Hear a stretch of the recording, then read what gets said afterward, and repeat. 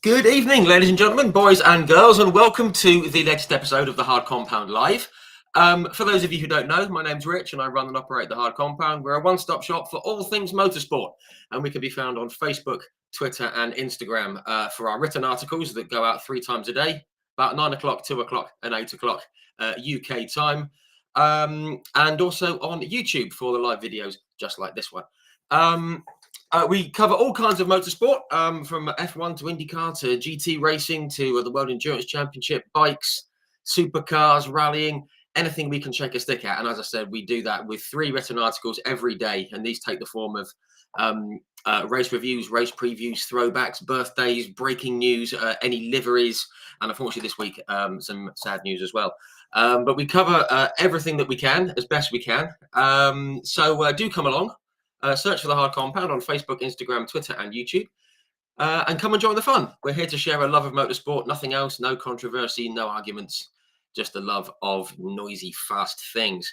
In case you hadn't noticed, we also do live video interviews just like this one. And just like this one, these go out on our Facebook, our Twitter, and our YouTube channel.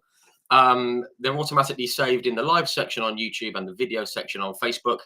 And we've done well over 180 of them. I'm not going to name all the guests that we've had on, but just to give you an idea, we've had the likes of Mr. Mario Andretti and Jackie Ickx and Chip Ganassi, and Jackie Oliver has been on. We've had guys that have raced at Le Mans and done Formula One and IndyCar, guys like Ari Lyondike and Emanuele Pirro. We've spoken like Danny Sullivan, Alonso Jr., Alex Palou. We've spoken with Stefan Johansson, David Brabham, Ivan Muller. You get the idea. Many guests we've had, and they're all saved. So do go and check them out when you get a moment, but don't do it just yet, because we have got another fantastic guest coming this evening from a very famous racing family. Someone I've been following because we're the same age for quite a while now, across his various exploits, which has seen him win 2 Porsche Super Cup championships. He's won the Petit Le Mans. He has taken a class win. 2 actually at Le Mans. He's won at Sebring. He's raced at Daytona. He's raced single seaters and GTs and Porsches and everything else. So we've got a lot to get through. So I'm going to stop rambling and I'm going to bring him in right now. Please join me in extending a very warm welcome to Mr. Jeroen Bleekemolen. Yeah. Good evening. Good evening. How are you? Yeah, great. Yeah, great to be on the show. No, good. Well, thank you very much for coming on. I'm a bit humbled now with all the names that I just heard. Yeah, the list. Well, I've been very lucky. Lots of lovely people keep saying yes, of which you are now one, and I'm very grateful to you for coming on this evening. So thank you very much for sparing some time to come and have a chat. Yeah, good stuff. I can see you outside. The weather is good. It's a bit cold here, but I hope it's a bit warmer there. Yeah, we're in the Netherlands, so. There was F1 testing going on actually today at Zandvoort, nice. McLaren and Alpine. So, yeah, because you're just next to Zandvoort, aren't you? You're not. Yeah, I could hear them driving around today, so they woke me up. Wow, that's a good alarm clock, isn't it? I mean, if you're going to get woken up, that's pretty good. No, great stuff. Right, okay. Just before we get into everything, I'll say hello to some people in the comment section who are tuning in on Facebook and YouTube and Twitter. It's all working, so that's good. Say hello to Diffan Wynne Evans. Hello, Diffan. Sue Reese is in. John Kane. Hello, John. Vitolda Marasevska. Eiffel Ronaldo, our friend Nicky from over near the Nürburgring. We know why he's called Nicky. Dave Cox and many others. Guys, great to have you on board. There's approaching 100 of you already. If you've got any questions or comments, pop them in into the comment section on your chosen platform, and we'll work them in as we go. Right, breathe. That's the intro done.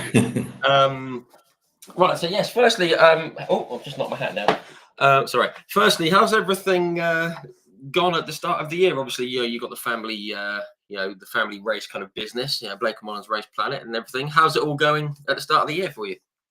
Yeah, it's going well. We're all racing. My dad is 75 and still going. He's racing next weekend again. He doesn't want to quit. We try to tell him to quit, but he just doesn't listen to us. So that's all still going. And then we have the Race Planet, the company. I'm still racing a lot. My brother is racing as well, together with my dad. So we're really a racing family. And then my kids are go-karting now. So it's a big mess. but racing mess. So I guess that's a good mess. It is the best kind of mess. If there's going to be a mess, let's have a motor racing mess. I mean, I was going to lead this to a bit later. Actually, I just want to say a quick word on your dad, because obviously we know, you know, he sort of did F1. He's raced in everything, but he's in the Euro NASCAR, isn't he? The NASCAR Euro Series, with obviously with the race team as well, the family race team. It's fantastic that he's still going. I'm actually going to go and be at Brands Hatch for the round at Brands Hatch. Oh, nice, yeah. So I'll probably go and grab him. But it's amazing that he's still going, isn't it? Well, yeah, he's been thinking about quitting for maybe 15 years already, or 20 years, but he just can't stop. And I mean, he's not at the same level anymore, obviously. Like, he's not where he was like in the 70s. In the end of the 70s, he was in F1, and he was on the level with all the Formula One guys. So he was doing really well. But yeah, he just kept going on and still doing a good job.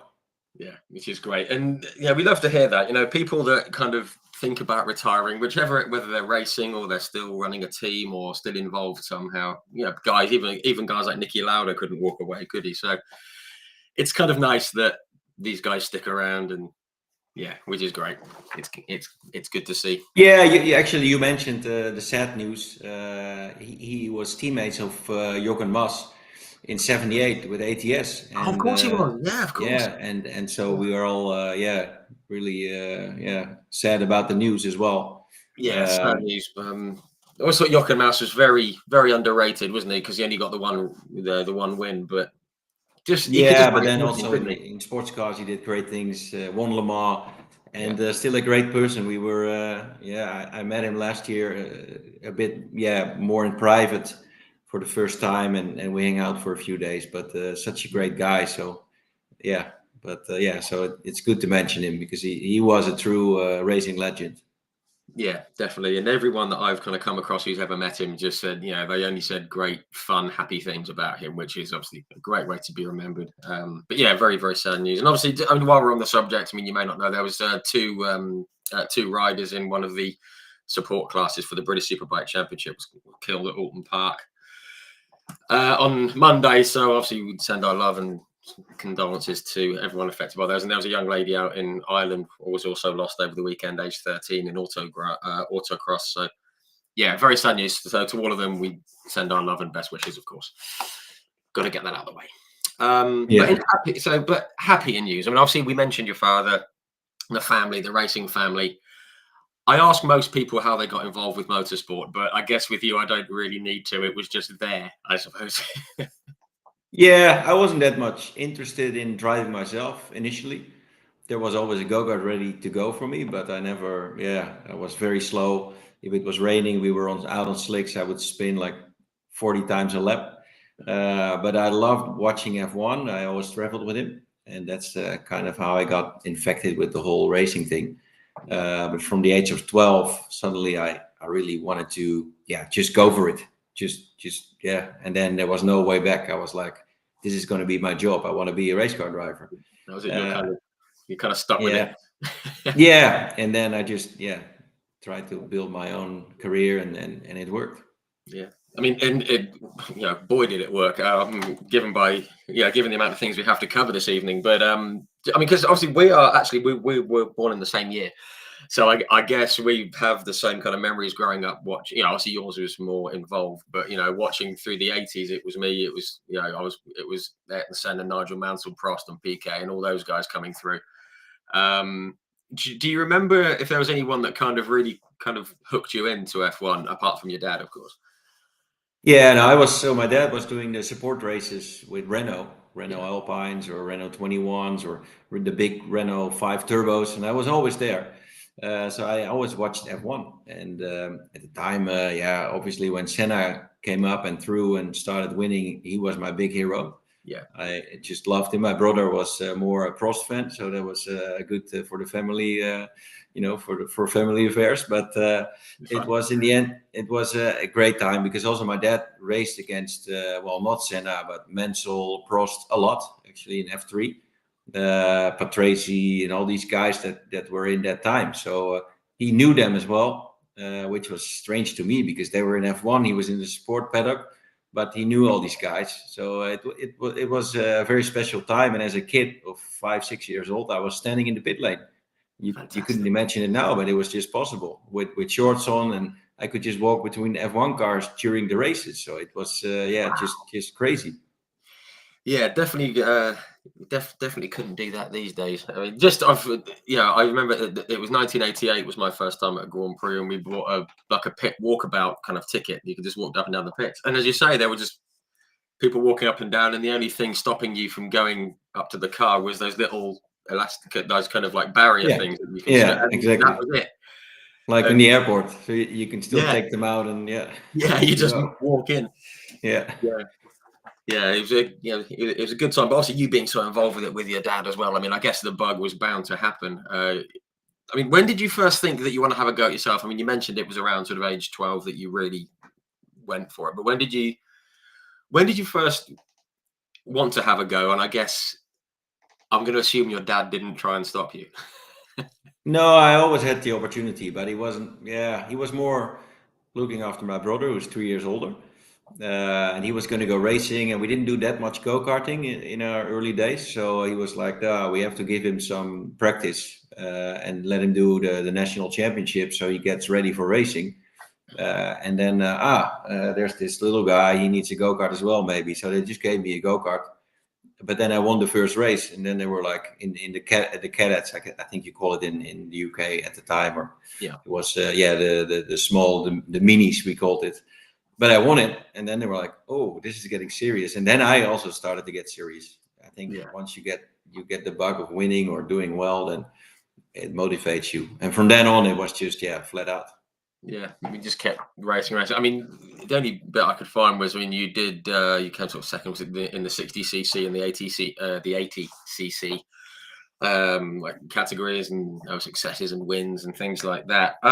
When did you start looking at moving into cars, and how did it all come Yeah, about?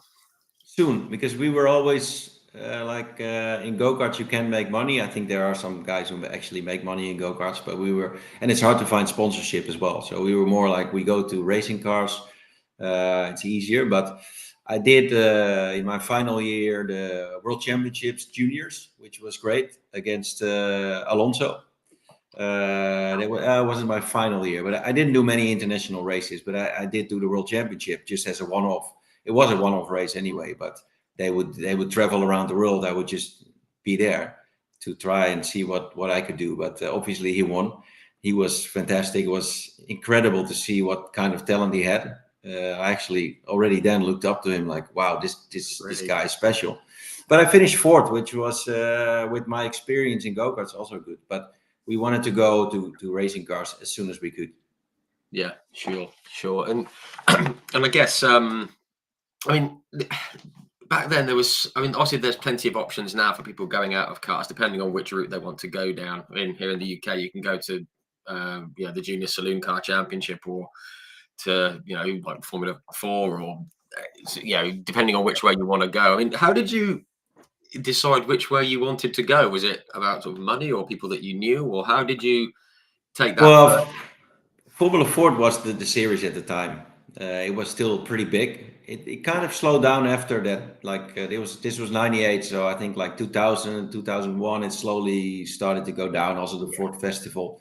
But even racing at the age of 16 wasn't that. I started at 16 in Wow, cars. It really? was not easy back then, and I had to get a German license to do my tests and everything there to be able to compete outside of the Netherlands. And the Dutch Championship had 2 rounds outside of the Netherlands in Spa and Zolder. So it was a lot of trouble. We did it. We just wanted to go racing. So and then at the time it was pretty special. Now 16-year-old is nothing, of course. And Yeah. you should almost be in Formula One already.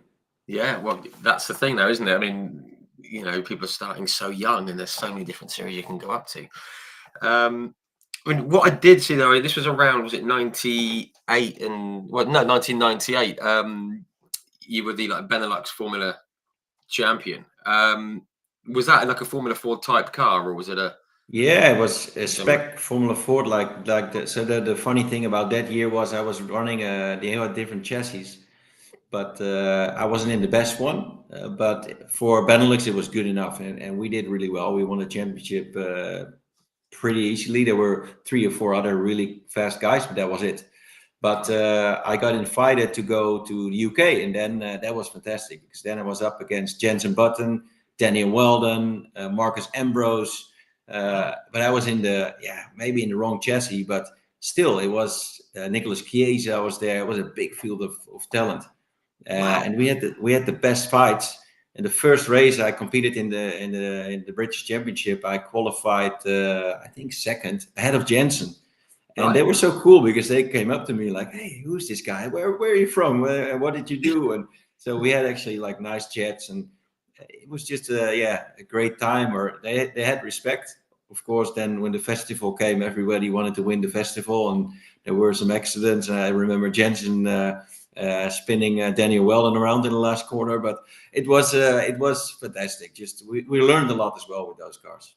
Yeah, absolutely, and that's the thing. I mean, they always were. I mean, even watching the festival growing up, you could tell they were a really kind of almost like quite a difficult car to get to grips with, but a great place to to learn and to make the step into car racing. I mean, I've got to ask, which circuits did you like racing on here in the UK? Do you remember any that you particularly liked? Well, to be honest, pretty much all of them.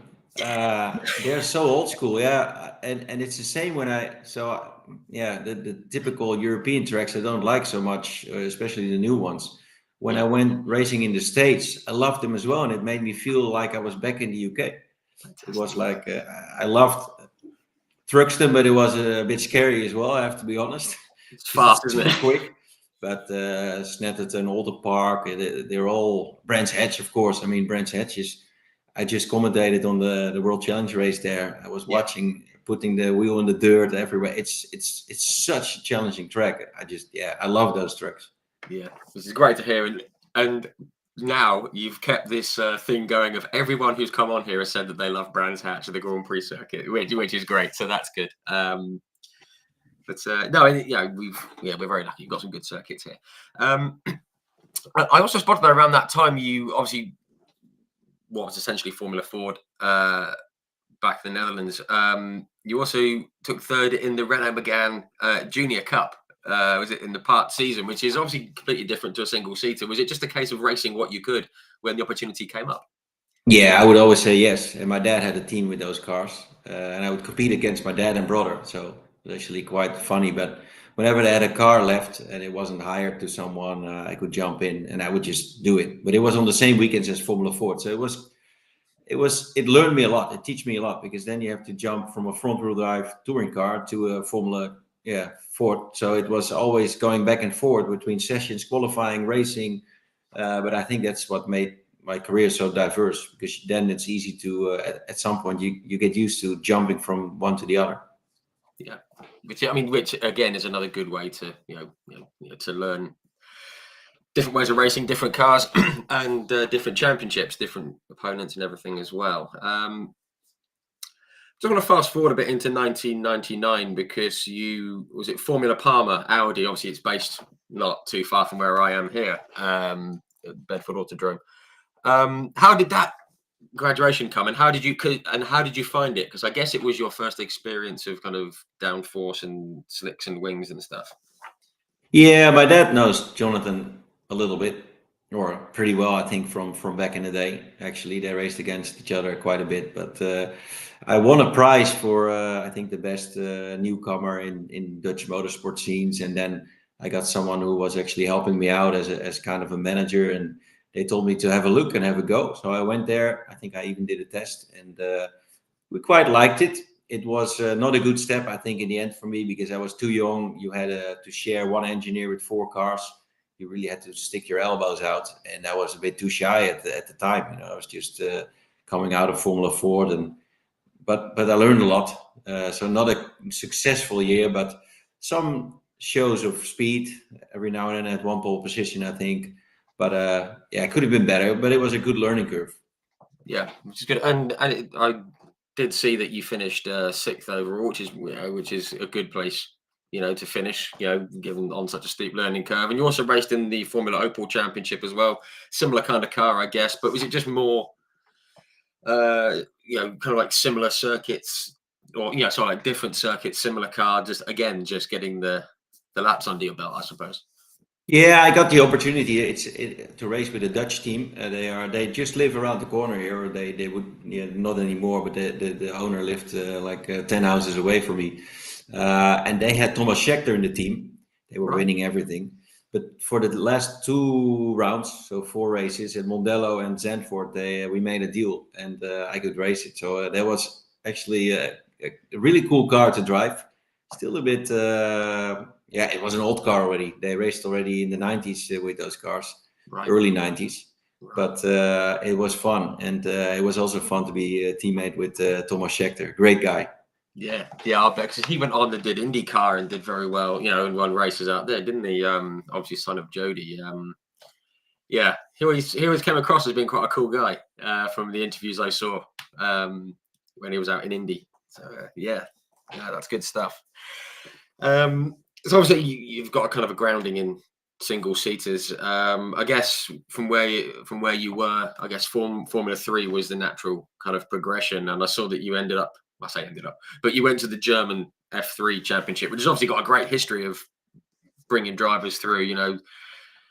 Someone called Schumacher came through there, and I'll say Frentzen, the other guy. Yeah, it was like Frentzen came through, and Carl. Yeah, it was pretty much the Euro Series, but it grew into the Euro Series not too much later. So all the big talents would go to Germany, and we had the luck of the Marlboro Masters being still around.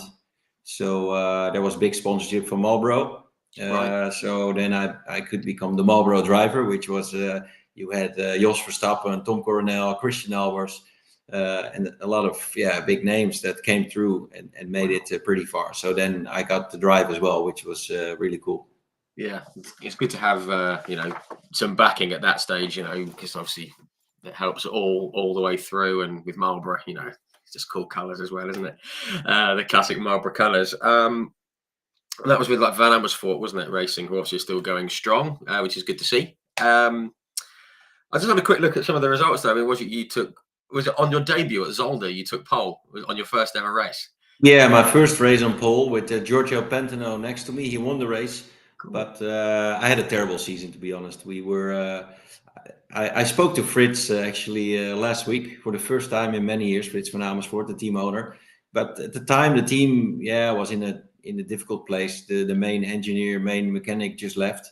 John McKill went to Renault F1.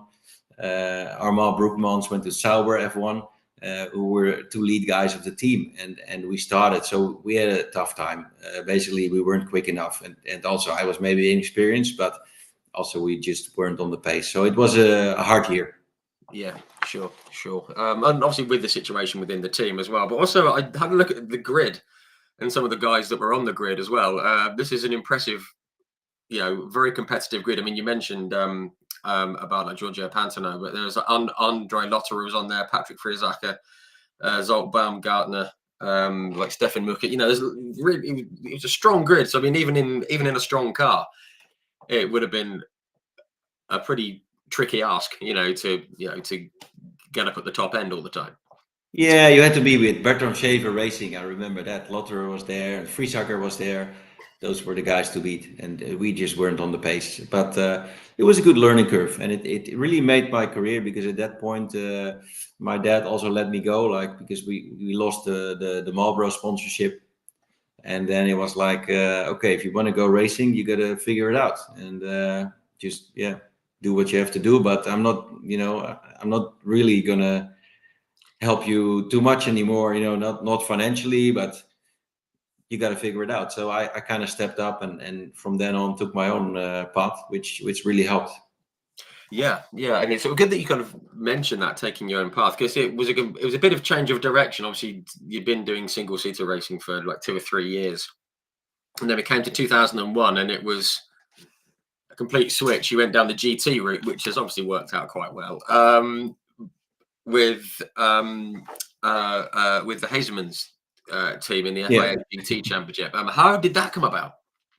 Well, my dad and brother wanted to race something, and they got the chance to see the Vipers with Hesselmans. Hesselmans is like a family friend. We went skiing and all that kind of stuff. And if you talk about crazy racing people, these are crazy racing people. We love each other. We talk a lot. I see Mike a lot still, but the crazy stories, we can't share here. But Oh, just a they are small one. amazing. Can you Yeah. say? They cheat a lot. Also, we cheated a little bit in those days with the cars, but it was a really cool time. And then Mike needed a teammate, the son of Tony Hesselmans, and my dad and brother were supposed to race the other car, which they did, and then I got to drive with Mike, which was really cool because then I loved. That was my first laps in a GT car. I just loved them. 600 horsepower, and at the time not too much grip, so you had to work for it. And also, I think I was one of the first guys from Formula cars to go at that age.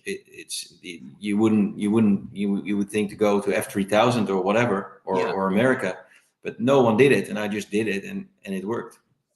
Yeah, I mean, and as you say, at the time it was kind of like a rare thing for someone to make that switch. But I mean, I always ask this when people go from karts into cars or from one kind of racing to another. How did you find the change from the single seater to the big heavy GT car with different brakes and the weight distribution and things like that? I mean, some people take to it very quickly, other people kind of struggle with it. I was wondering how you found it. Yeah, no, I loved it, but I think it's more about the power downforce relationship. I love the Palmer Audi actually because it didn't have that much grip, but it had quite good power with the turbo engine. Then F3, I didn't like it at all. It had a lot of aero, but just no power. And Right. then I went to the Viper, and it was crazy. It was like a rocket, and you're sitting on top of a rocket, and then you have to control it. But from the first lap, I didn't feel like I was totally in control, but I was quick. So it was like, okay, it's going well. So since then, I've always liked more we get later into that, but like V8 supercars or those kind of cars. It was so much fun to drive it. Yeah, fantastic. Love to hear that.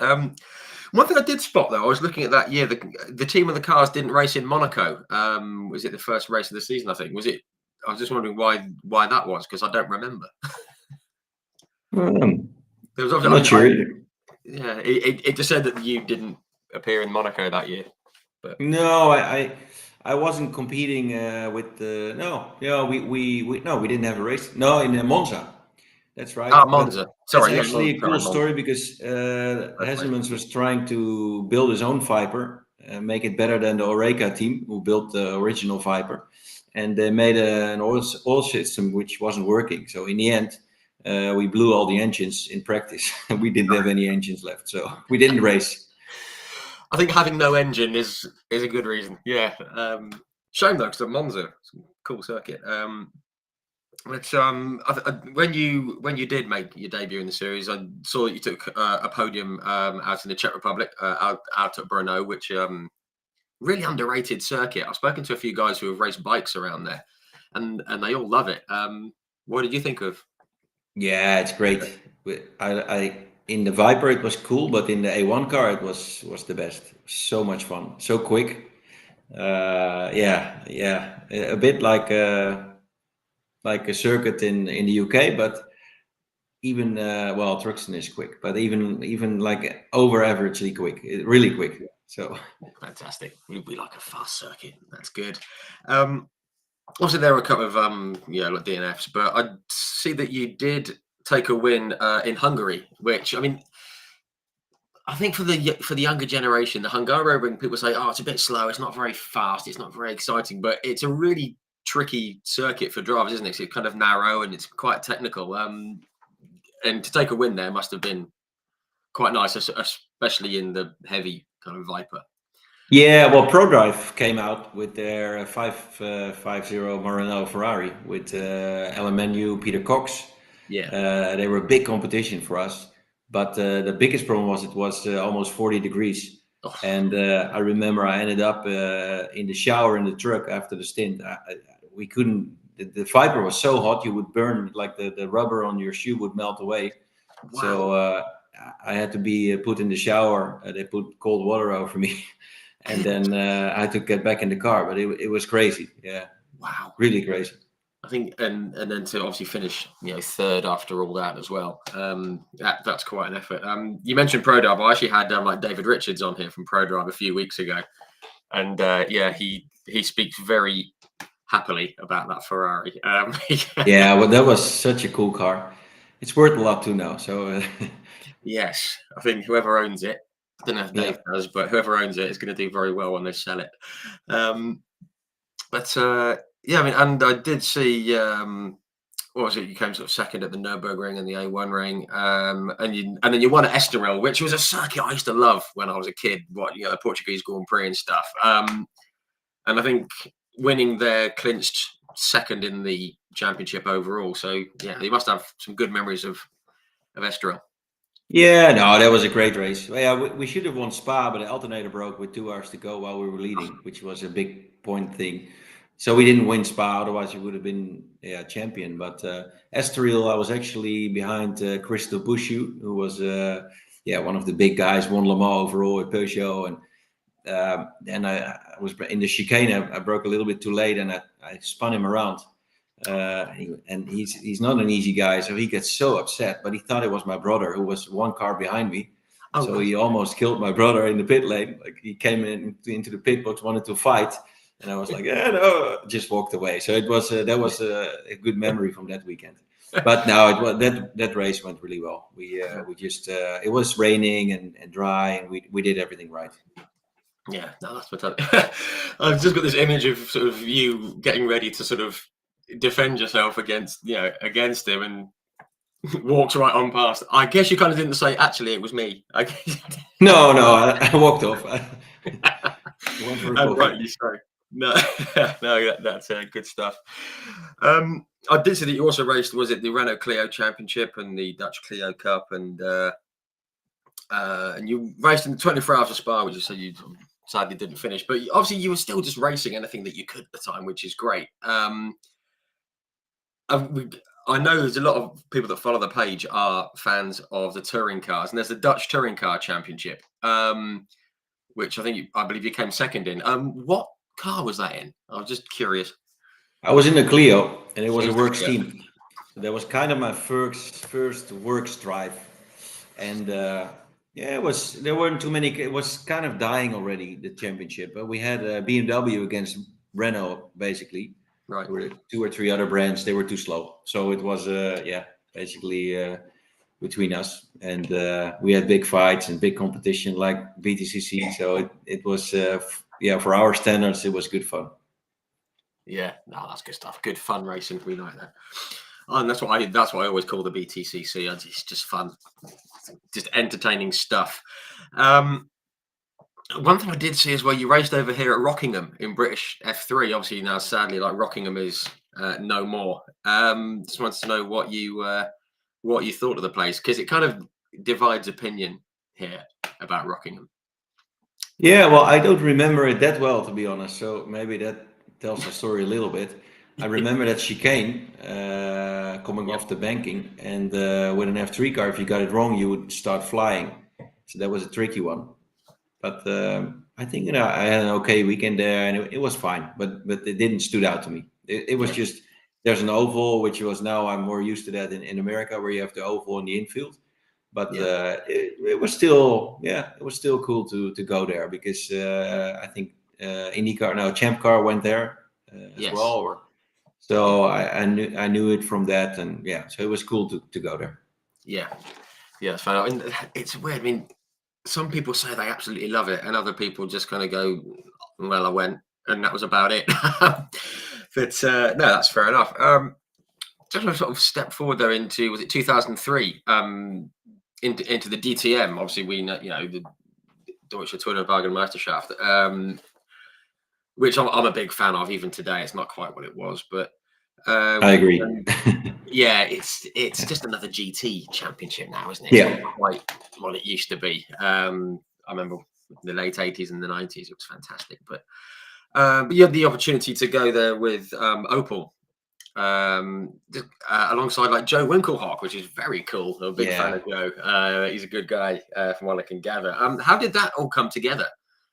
It was that was my first real job as a pro driver, Yeah, and they were at Zandvoort the year before, and we got a meeting with Street Check, who was the boss at Opel and making the big decisions. So we just called for a meeting, and they said, yeah, you can come on in. And so I talked to him, and he said, you think you can drive DTM? And I said, yeah.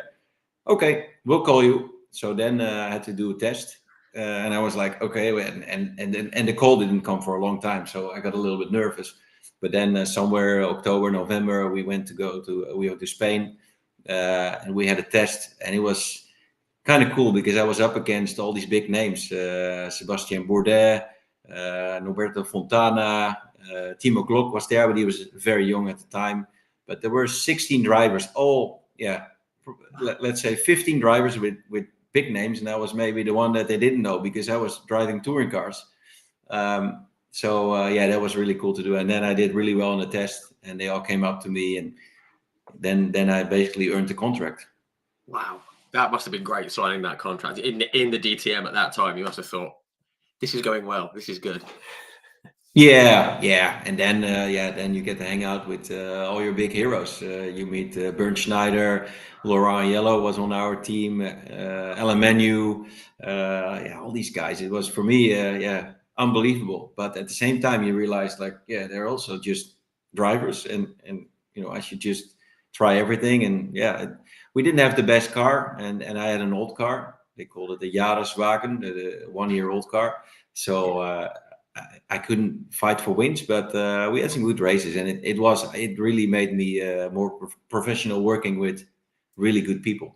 Yeah, and I guess having like the older car, and you're kind of racing more in the pack of cars, really, and you kind of get to learn the series, get to learn the car and the people around you as well.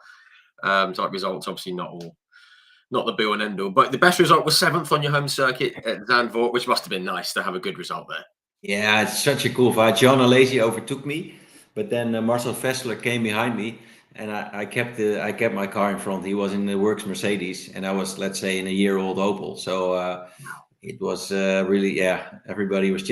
Christian L was won the race in a Mercedes, so the Dutch crowd was more looking to him. But still, they all said like he did such a cool race, and they saw the fight I had with Mercedes, so that was really cool.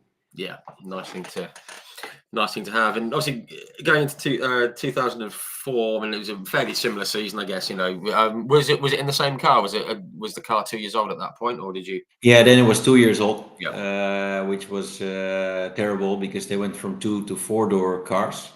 So we had a lot of less. Yeah, the cars just went bigger basically. So we had a lot less aero. So we had no chance. I was fighting with Winkelhock, Janis, and 2 or 3 others, but we were just way off. But I got the chance to drive the new car one race at Zandvoort. They had a test car, and then finally at the end of the year they said you can run the test car. But then Peter Dumbrek had that big shunt where he rolled massively. I was right behind it, and then he got my car again. I spoke to Peter, I think it was earlier this year, and I felt bad because the two things that people were focusing on in the comments were his crash at Le Mans and his crash at Zandvoort. He goes, I don't always crash, but it was a big one, wasn't it? It was really bad. I've raced a lot with him also at Le Mans later on with Spiker, but when I came around, I was the first car behind him, and when I came around the corner, I was really shocked. You couldn't tell who it was, and I just saw from the helmet who it was, but there was no body anymore on the car. Yeah. And I was on the radio straight away like this is bad, guys. But he was fine. I think on Sunday night he was somewhere in the beach club already. Not having many drinks, but at least just the water, and he was there and everything going well. Yeah, this is great. No, that's good. That's good. I didn't realize you were right behind him. Actually, I mean, I saw the footage of it, and I don't want to see it again. It was a nasty one.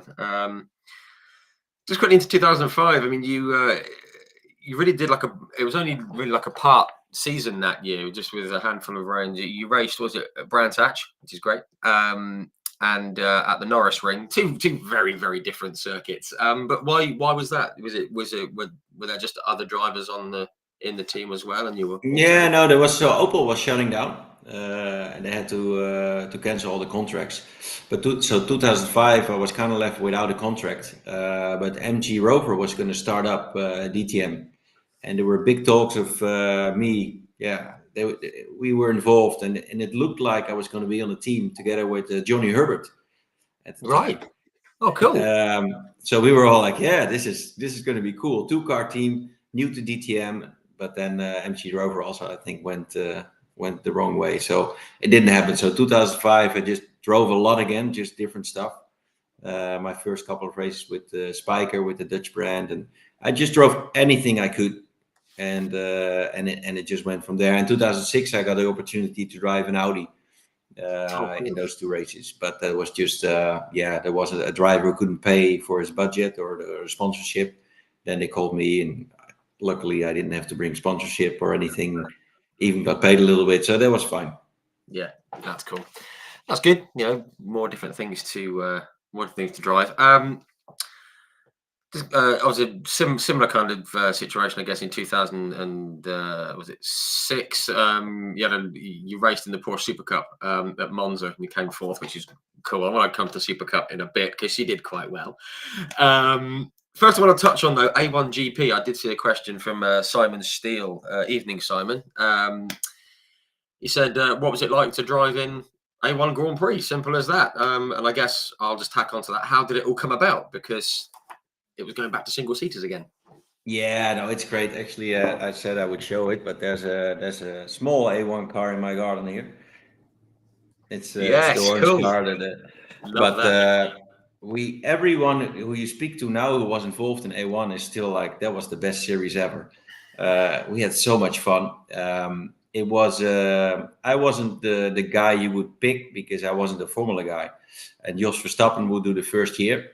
Jan Lammers was running the team, but he's a good friend of ours.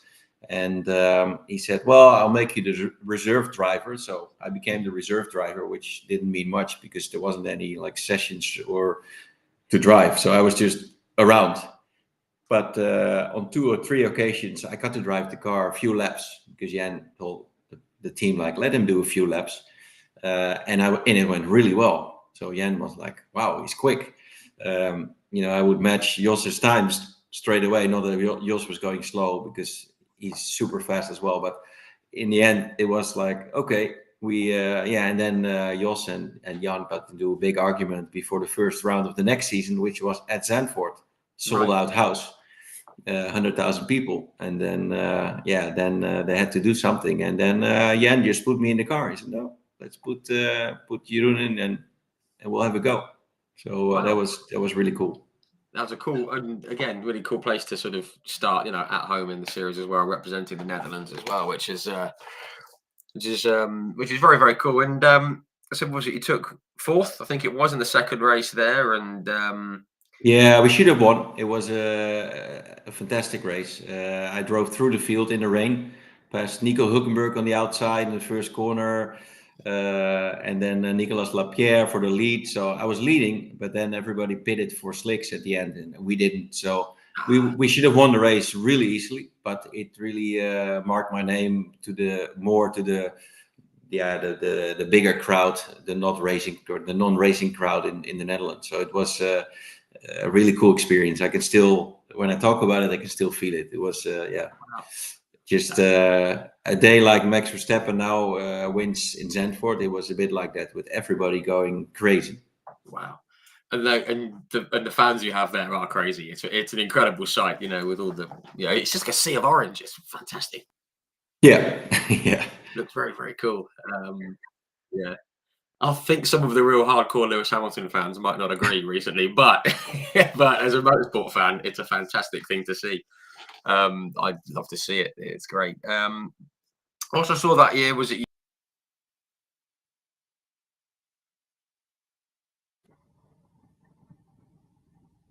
No connection. Het nieuws naar buiten? Schat, ik weet niet wat er gebeurt. Shit. I don't niet meer. There, folks. Sorry about that. The internet dropped out at this end as I was mid-sentence. My apologies. But we're back. Yes. So yes, you took pole and a win out in Beijing. Must be cool to go out to the other side of the world and have some success. Different culture, different circuit. That must have been great. Yeah, well, I won the sprint race, but Yeah. then I led the main race for I think it was a 60-minute race, and I led it for 51 minutes.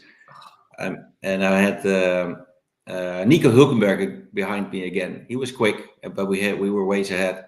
And then I made a mistake. I spun, and that was it. And then one corner later, Nico Hulkenberg's gearbox broke down, so I should have won it anyway easily. But it was my mistake. I was parked somewhere in Beijing in the back of the track, and I had to walk back through all the fans. They were kind of crazy. They had never seen any race cars, I think. So it was even hard to get back to pit lane. But the worst part was, you throw the win away, and it was a $300,000 US dollar prize money on the line. So when I came back to the garage, Jan Lammers was crying, and me too, by the way. Yeah, sure. One of those racing things, isn't it? It's sadly it happens in racing. But and I did see that first season, the second half of the year, just the results got a lot more consistent and everything, and it just seemed to kind of just improve all the way through to the end, which must have been nice to end the season that way, at least. Yeah, it was tough in A1 because you had we were a one-car team. Everybody is a one-car team, but David Sear Supernova would run 3 or 4 countries with good drivers, so they could share the data. And the main thing was setup in those cars. It's all the same cars, but you could do a lot with all the setup with the geometry, the way you place the suspensions on the car. And that made a big difference. And they could just put 3 different geometries on the car on the first practice, and then they knew which way to go. And Right. we were just on our own, and I had no data from anyone else. So that was a tough time. The last season in F1, we finally had a partner with Ireland, with Adam Carroll. And then we were winning. Then it was fantastic because he was quick, the team was good, Status GP was behind it. Then we were just on it. Yeah, and you mentioned in that last season, I mean, obviously things improved, which obviously was helped by the partnership there. And you alternated the seats with our good friend Robert Donbos, who's that's another good guy. But was it you took? Was it pole 4th and 5th at Zandvoort, and then pole and a sprint win down at Kyalami, and a podium at Brands Hatch? I mean, it was competitive, wasn't it? Yeah, we were quick that year. We could have won even more, but we were always up there. That was fun. Kyalami was fun to win. I put it on pole, and nice track as well. A bit old school. Old school circuit, isn't it? Yeah, so we had fun. But it was anyway. A1 was about that. A lot of cool old school tracks and the atmosphere. That was actually the best. Like we were racing hard, but we all had so much fun. All the drivers, all the mechanics, all the engineers, all the team bosses. It was just everything worked. Yeah, fantastic. I mean, and I always thought it was one of those series that if it had just been maybe not managed differently, but if they'd just done a few things a little bit differently, it had so much potential to be a real like long running series, and it never came to be. I always thought it was a real shame that it came to an end because I Yeah, enjoyed it. I think so because we had so many races where we had a full house, so many spectators, and where we would arrive at the airport, people would even recognize us and see us like a bit like F1 drivers. So Wow. it was starting to get to that point, but they never turned it around to Yeah. to the real. Yeah, it's hard to compete with F1, of course, but it could have been bigger or longer. Yeah, for sure. I mean, I think it was 2008. I think it was. Went to the one at Brands Hatch and went to see it, and because I've been following it, but I hadn't really been looking at the size of the crowds or anything. And when I got there, I was like, wow, it was absolutely packed. It was really really busy, and it just had a cool feel about it. And I'm kind of glad the drivers felt the same thing as well, which is good. Yeah. Yeah. And again, there were some good drivers in there.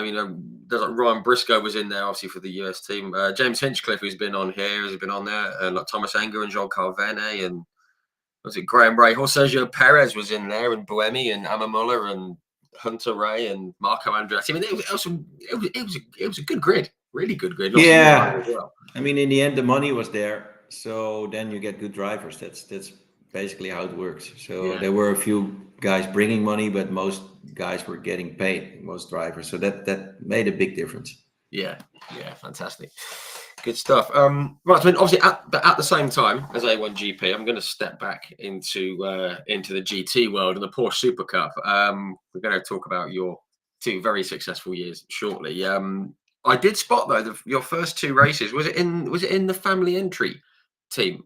I saw. Yeah. So the first time I ever drove a Porsche in my life was in 2005. Someone asked me to drive his car in Indianapolis, and Nice. then I finished second or third. So I finished on the podium. So then I kind of made my name into Super Cup because it doesn't happen a lot. You got, I think Nick Tandy is a guy who came in and did that in recent years, but I haven't seen many other drivers. They usually need 1 or 2 years to get up to the front. Obviously, I came from DTM, so I had a bit of a advantage there. But then 2006, I helped Westbrook, or helped the team to the championship in Monza. Richard Westbrook was racing for that Dutch team, and I was in one of the cars, so I did like a one-off again. And then 2007, I raced for the first time in Monaco with Super Cup, and my dad was supposed to race, but I did the round before. He was like, "You can take my car," and then I'm always like, "Yeah, sure, I will drive." And I almost won that one. And I said, if you let me run Monaco, I will win it. And he was like, yeah, okay, well, let's see, let's try it. And then I won Monaco. And from then on, people knew like this guy in a Porsche is going to be up front somewhere. So then the other teams started asking. And then from the next round, I was, just always full time in Super Cup. Yeah, it was just the Golden Spike, wasn't it? The Golden Spike team. I have to talk about Monaco because mainly F1 fans criticise it, but every single racer who's ever raced on it in any car says they absolutely love it. I've spoken to a couple of guys who have raced in the Porsches, like Harry King. I've spoken to, raced in the for Lechner. I think it was Lechner and a couple of other guys. They just love it. I mean, what are your thoughts on Monaco as a driver? Yeah, well, anyway, we have a special relationship with Monaco because my dad has raced there now 30 years, which is a record. When I won in 2008, the year after, all the marshals had a 30-board sign for him, and he was allowed to go to the podium and stand next to me because that was his 30th year racing at Monaco. So that must have been special. So I've grown up in Monaco basically. I was always there. But to do a qualifying there in a Porsche is amazing. It's just on the edge everywhere. To do everything right and not crash, it's just the best feeling. Yeah, I bet. I mean, because everyone sort of talks about the bit around by the swimming pool and stuff, and the tunnel, and obviously the hairpin. Everyone knows the hairpin. The bit I'm always fascinated by, getting different people's opinions on, is when you come out of the tunnel, when you're into the dark and into the sunlight, hopefully, and then you're downhill under braking into the chicane. That's got to be pretty tricky because it must happen so fast. Yeah, but you get used to it. You get used to the speed. The tunnel should be flat, pretty easy. Lap 1, you might lift a little bit, but lap 2 still a little bit, and then lap 3 it's flat. In a Porsche, in a F1, it's lap 1 easy flat already. But the braking is tough. Yeah, it's easy. You don't have ABS, so if you lock up, you screw up. Especially in the rain. I mean, then it's even 10 times harder. Yeah, I'll bet. I can't imagine how difficult Monaco must be in the rain in any circuit. I think I'd struggle in my car. I think, no, that's very cool. I also saw that year you took 2 actually clean sweep wins with the poles and the fastest lap and the win and everything. What was that in Turkey and at the Nürburgring? Obviously, it's on the shorter Nürburgring circuit, as we know. But to get a win there and have such a strong weekend at the Nürburgring must have been a proud weekend for you. Yeah, all of those weekends were really cool. Yeah. I was always fighting for the win or at least the podium. I was with another Dutch team, so not with our own team. But also the atmosphere was really good. We were always having fun, and I think that also contributed to having success. We were just feeling well, just enjoying everything. I think that's sometimes what's lacking other teams or drivers, that you should enjoy it as well. Obviously, you have to be serious, you have to do your thing, but the main thing is to also enjoy it. Yeah, I think that goes for everything in life, isn't it? You've got to enjoy what you do. Yeah. First and foremost. Obviously, the results help, but yeah, you've got to try and enjoy yourself. Which is great to see. I did notice that you took a lot of pole positions. You were good in qualifying. I remember, was it half of the rounds you were on pole for? Do you know why that was, or was it just picking it up for a lap? Yeah, it was all about having that one perfect lap, because with the way it works there, the tire works only one lap, maybe in some tracks 2 laps. So you have to be perfect and find the grip, feel the grip, but not go over the edge. And then overtaking is tough. So if you end up in the front in qualifying, you've already won the race pretty much halfway. So it's that's the way to win it. Yeah, do the hard work at the start type thing. I do want to. I mean, you took eighth overall that year, but then 2008 you moved to Jetstream Motorsport, and it kind of paid off quite well that year. I mean, how did that move come about? I mean, obviously you said that you kind of made your name in the Porsches already. Did they approach you to come and race for them, or did you go? Yeah, sure. Yeah, they at the time it was quite. I think it's still a little bit like they want to get the talents through the ranks, so they offer good.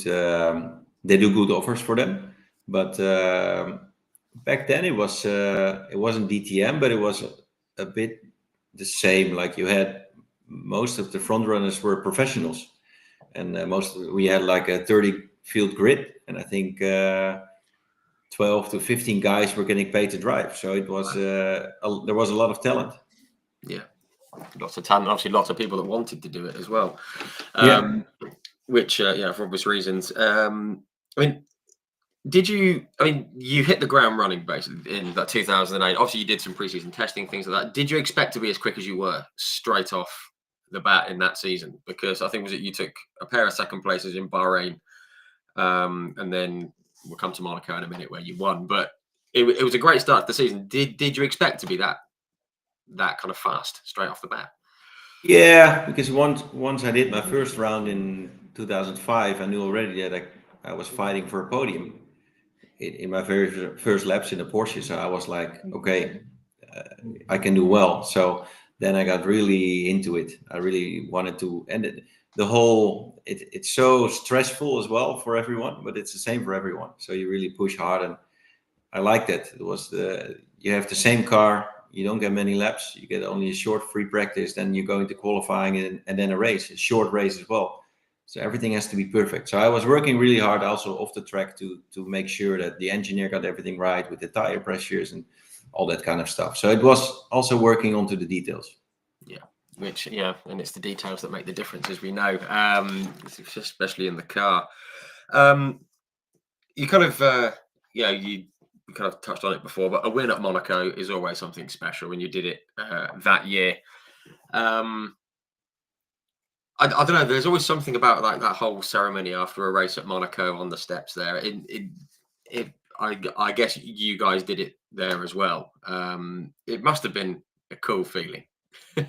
Yeah, well, the 2008 was the year where my dad With your dad, got onto the podium as well for his 30th anniversary of Monaco, racing in Monaco. So that was really special to be there together. So it is always special. If you win in Monaco, it's always going to be special. It doesn't matter which championship. Obviously, if you win in F1, it's even more special. But any race you win in Monaco is really cool. Yeah, fantastic, and obviously it contributed, to what was a terrific season. And I've got here that you won at Magny-Cours, you won at Vallelunga, podiums at Hockenheim, Spa, Monza. Were there any drives that year that stood out in your mind on the way to winning that championship? Because I speak to drivers and they say, "Oh, I always remember, I don't know, I had this save at this circuit, or I passed all these guys at this circuit, or I defended at this race." I mean, was there anything that year that sticks in your mind as being memorable apart from the end? Not really. I think in 2008 the field was so competitive. The first 20 cars would always be within 1 second in qualifying. Wow. But I was always up front. I hardly missed the podium. I think I got pushed out once where I didn't finish, but always on the podium. So, and there were many. It could happen that the guy on pole one week was like 15th the next week and Wow. was only 4 tenths away. But I was always there, so that was my consistency was the main thing in that year, which helped me. So and that yeah, it was fun because you get more confidence, you build it into yourself, and then yeah, at some point you're really strong. Yeah, absolutely. And excuse me. That's the thing, we say about like consistency wins, but I've got on my notes here that it was a perfect mix of consistency, but also some wins thrown in as well, which obviously makes all the difference. And it was your first championship, I think, in like real kind of top level car racing. I mean, you must have enjoyed it at the end of the season. Yeah, for sure. I mean, the goal was to win the championship. So if you win it, then yeah, it's obviously really cool to do it. And a lot of work goes into it from the team, and also at the time, I was really, like I said, I was really looking into every and each detail. So then, if you win it, it's great. Yeah, it's fantastic. And obviously, you won the championship that year. 2009 with like Conrad Motorsport, it was almost even better, I guess. Certainly in terms of the results. I mean, I've got here that you finished on the podium in every race, which is impressive enough. Yeah, that's never. Yeah, it was 13 races. I don't think it ever happened. That's Every race I was on the podium, so that was amazing. The year before we had the biggest lead in the championship ever. It still exists as well. I remember it, 72 points over Damien Faulkner. But it was because I was consistent, and Damien won races and was up there, but had a few bad races as well. So I was always there. But so those 2 seasons anyway were amazing. Yeah, absolutely fantastic. I mean, just to go into that 2009 quickly. I mean, it's complete clean sweep in Bahrain, pole, fastest lap and win in both races. As I said, you got 6 poles. You won in Turkey, 3rd in Monaco, wins at Spa, Abu Dhabi. I mean, crikey. I mean, when you're in a season like that, do you think I've got to try and enjoy this, even though you're obviously focused on what you're doing? Do you ever think I've got to try and enjoy this because these seasons don't happen very often? You don't realize it. You just think it's normal that you win. But I was in a big fight with Rene Rust at the Yeah, time, and it was either him or me who would win. yeah, I remember. And we Yeah, played it hard. We were up against each other like crazy, which was now we are friends. When I see him, it's like I remember that time. So it's all good. But we were really tough to each other. yeah, it is great. And I guess at the time, obviously, it's quite intense in when you're in a battle like that. But as you kind of just touched on there, when you look back at it, you think, "Oh, that was great," especially when you came out on the right side of it. But you must have, you know, I guess you enjoy looking back at it more now than you did at the time, perhaps. Yeah, I was enjoying it a lot, and I think you don't. I thought I never had pressure or anything, but you realize now that you were actually under pressure, and now you can look back at it proudly. So it's good. But it were hard times to do everything right, and you knew the pressure was always on. Yeah, absolutely. And you mentioned that battle with like Rene Rast, and you joined him the following year at Lechner. I mean, that's a good lineup. You and Rene at Lechner Motorsport. That just sounds like something that's going to go well. I guess it was an easy decision, to make to go there. Yeah, well, I wasn't doing the full championship, but the team, like because I went to ALMS, American Le Mans Series, so the team Yeah, decided to have me as his teammate as well, even though I couldn't do all the races. But it was kind of weird because we were fighting so hard the year before. But I also learned that he is one of the best guys I've ever raced with in terms of talent. And when I beat him, he was still learning, and I was a bit more experienced, right. to be honest. The year before, he was already there, and he wasn't quite there yet. But suddenly he stepped up, and in 2010, yeah, I had only Barcelona where I was quicker, I think, and I didn't do all the races, but he was just incredible. And then he was up against Nick Tandy, who came up, the year before through Conrad with me as a teammate as well. So that was the same thing. These two guys are so incredibly good, but they were still young and they were still learning, where I was a bit more experienced. So I could still beat them, but I would say they were on their way to success, which they are, and they are still. Yeah, absolutely. I'm just on Nick Tandy, obviously British. We've got to flag it up. I mean, what he achieved earlier this year with winning all the main 24-hour endurance races. It's quite an achievement, isn't it? Yeah, but I saw him. We had the first time I've raced against him. We had the biggest fight, and I beat him, luckily. But I would never beat him now anymore. He was already so good, coming without experience into the series, and Rene just became really good. He was never bad, but he became like this super talent as well. So these are two of the guys that I would rate really high in terms of anyone. They could have been F1 drivers as well. They're just amazing. Yeah, I was just going to say, at that time there were so many drivers who could have easily gone on to F1, and I think presently there's Larry Tenforder. I think he's one. He could easily go on and race in F1. I think he's that good, which is great. And also, you had another couple of years in the Super Cup up until sort of 2011. Just quickly, I want to touch though quickly on the European Le Mans series, because I love a bit of LMP 1 and 2 and 3 cars. Just want to touch on a couple of cars that you did drive. Firstly, the Spiker C8 2006, and you took, was it third at the Nürburgring in that car, 1,000 kilometers in Nürburgring. What was that car like to drive? Yeah, it was tough at the beginning. Very short wheelbase, tricky to drive, but we were up against Porsche and Ferrari, and we did actually really well that year. We took some podiums. We should have won in Istanbul in the rain, but I got pushed out by an LMP2, unfortunately.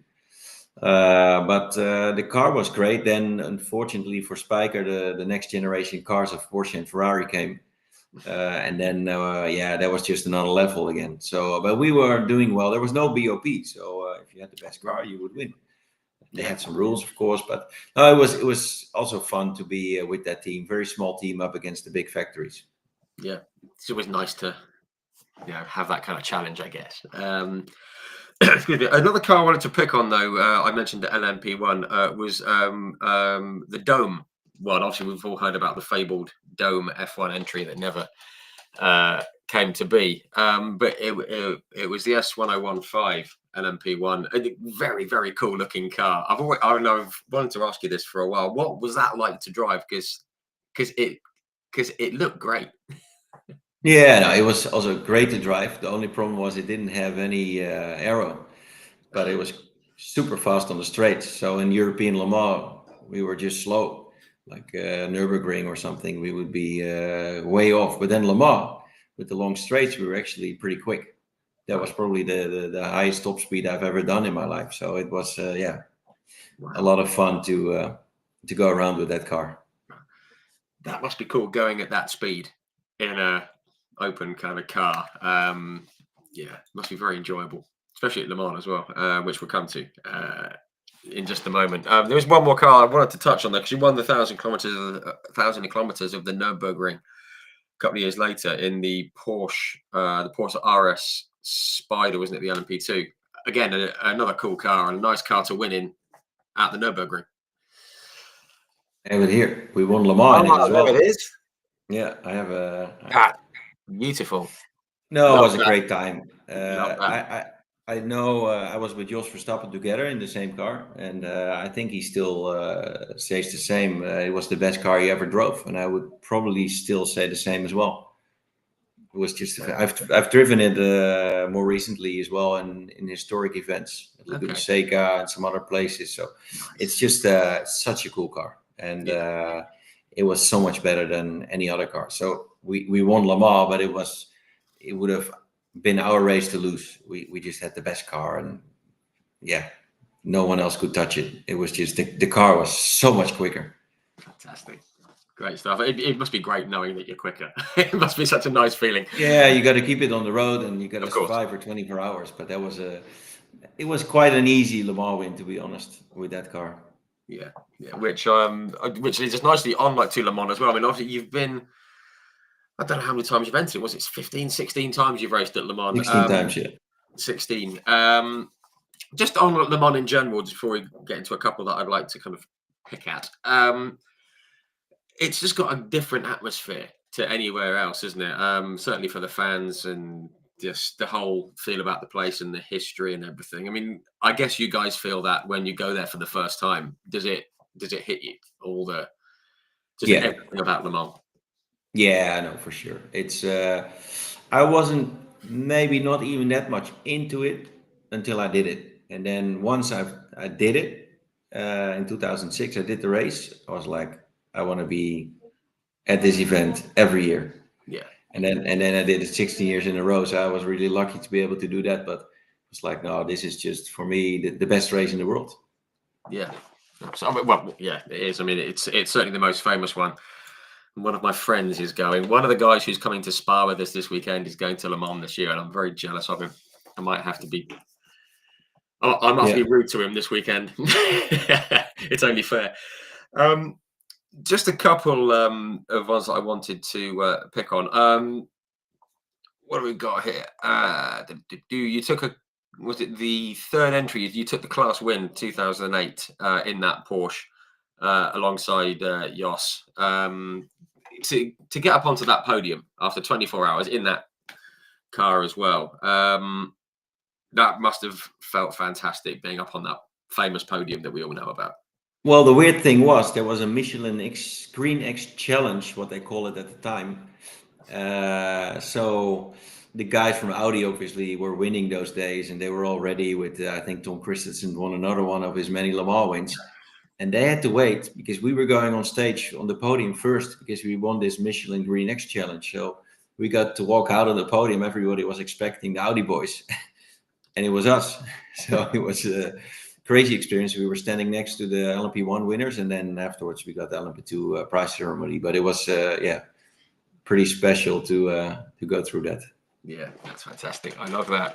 One car I did want to touch on because I've had Mr. Prost Jr. on here for a chat a couple of years ago. Was it 2011? The Lola, the Rebellion Racing, a brilliant looking car as well.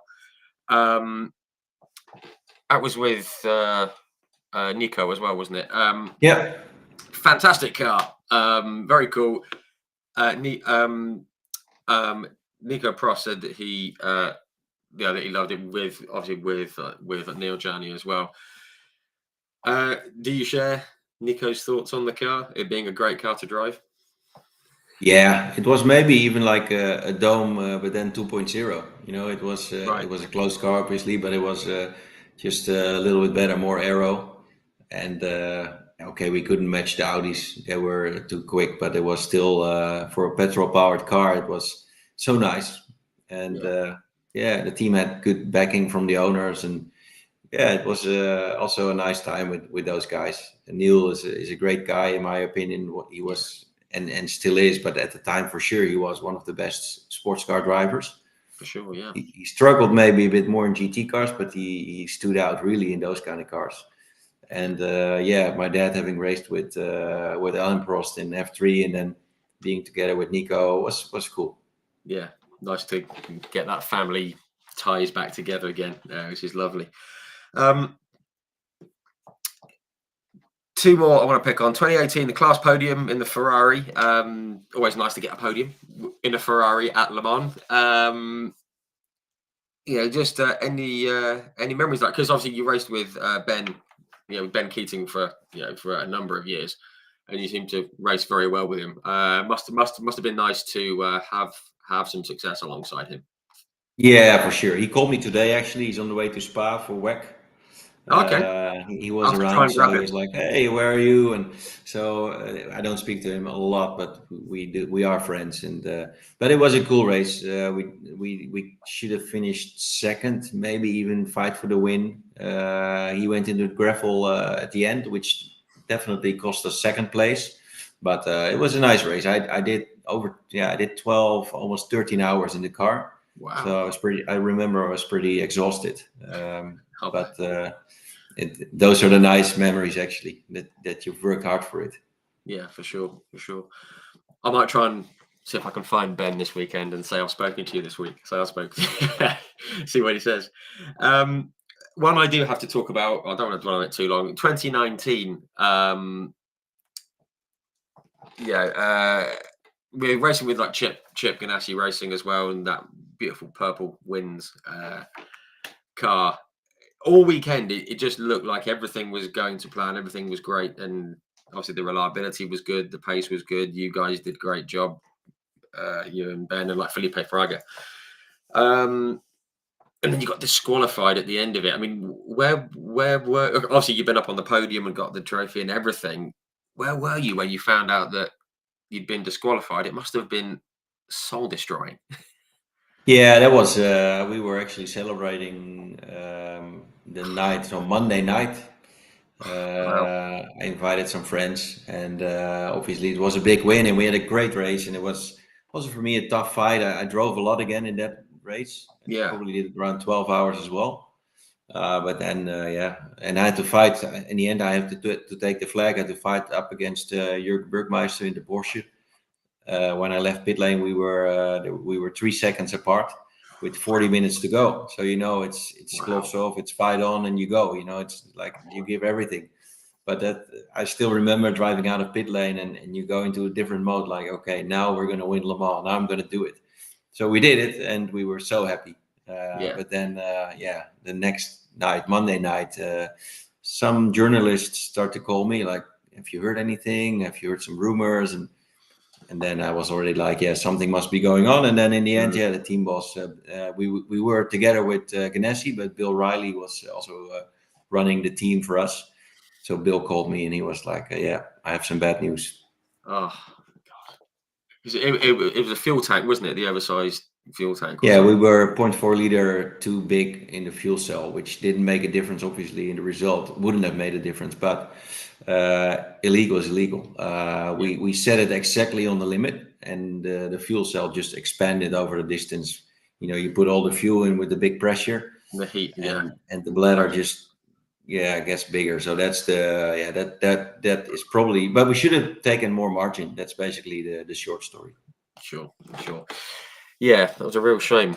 Certainly from a fan's point of view, because no one likes to see any result amended afterwards. But I guess even worse for you guys. But yeah, at least it was a win on track. I guess maybe if not in the history books, unfortunately. Yeah, it still feels like it. So yeah, it is good.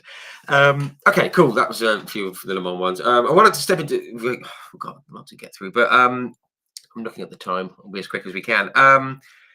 GT racing in what is now the GT World Challenge Europe, the Lamborghini, the Grasso Racing Lamborghini, one of my favourite cars. I absolutely loved it. Again, how did that come to be? Obviously, you've made your name in the GT world, but how did that come to happen? yeah, a friend of mine actually, he was a kind of half pro driver, Harry Project. He asked me if I wanted to drive with him, and it was with Grasser, and I didn't know Grasser Racing Team yet. But that was still with the old version, and we were up against WRT, and we started winning. So they got absolutely mad about it because we were just a really small team, and this small team from Austria, they were beating the big Audi factory team. So slowly they got recognition, and then in the end they got the works deal. So that's how I ended up with Grasser also later on. Yeah. Okay. Yes. That's cool. And you were was it the Lamborghini Gallardo? Very, very cool. And you seem to take to it pretty quickly. I did see that you won at Brands Hatch. One at Brands Hatch, obviously in the Lambo. I think I remember that one as well. The Grand Prix track. Yeah, out on fantastic. Out on the big loop, and you beat like Laurens Vanthoor and Max Gertz, who's been on here. Which is cool. And you beat like Rene Rast and Johnny Adam and stuff. I mean, you must have, that must be one of those wins that kind of sticks in the memory, perhaps, just because of where it was and the car and who you beat and things like that. Yeah, it was just to drive that car around that track on the edge with all the talent, with like Laurens Vanthoor behind you and all those guys. That was a lot of fun. Yeah, For sure, for sure. And I guess the same could be said when you won at Zandvoort that year. Nice home win in front of the home crowd. Must be a very nice moment. Yeah, for sure. Yeah. Yeah, which is very, very cool.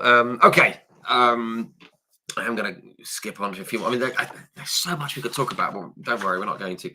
We're coming to the end of the third page of 4 of my notes, folks. So don't worry, we're not going to keep you all for too long. But the World Endurance Championship and IMSA are kind of like selected races that I like to know about. You mentioned like Bill Riley, and you linked up in 2014 with like Riley Motorsports in IMSA. Again, I keep asking the question: how did the move to the USA series all come to be? I guess it was through what you've been doing before.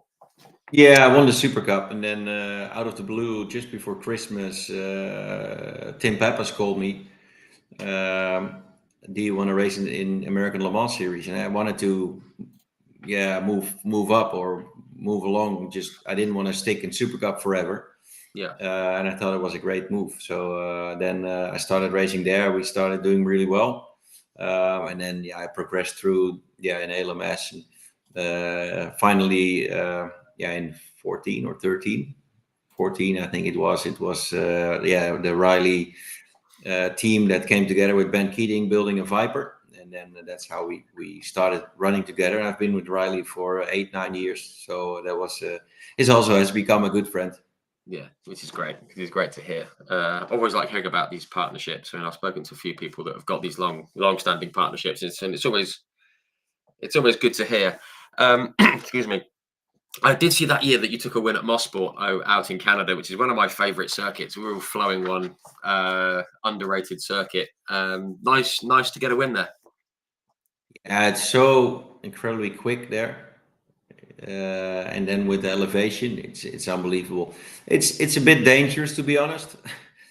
You even if they go out there with they don't go out there with the hypercars anymore, but with LMP2s, it's so quick. You don't want to have a big one there, but as a driver, still, it's a lot of fun to do. Yeah, it's fantastic. And I remember it's where we lost Marcus Winkelhock, wasn't it, all those years ago? Yeah. Sadly, His dad. Yeah. Yeah, very, very sad. Just want to touch on a couple of things. Just to skip forward a couple of years, actually, one that I have to ask about.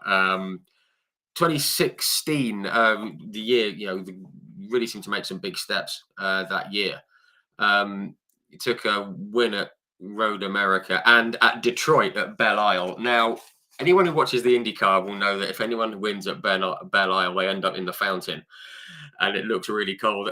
Did you end up in the fountain, or did you manage to avoid it?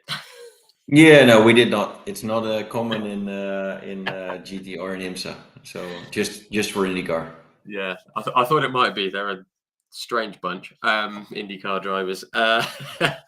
Just to quickly step forward to 2017, though, sort of the highlight of the year, winning the Petit Le Mans at Road Atlanta. Again, one of those races I would love to go and see. Excuse me.